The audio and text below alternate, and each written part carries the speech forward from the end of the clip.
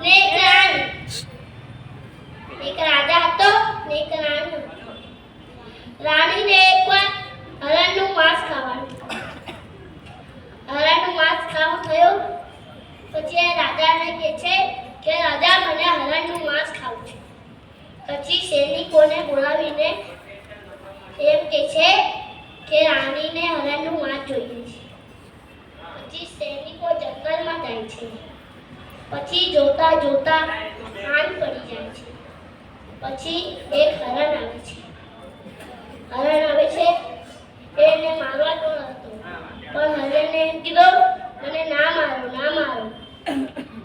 એ કીધું કે મારા પતિ બીમાર છે, હું એમના હાથું ખાવા લઈ જાય છું. હું ખાવા આજે પાછી આવી જઈશ.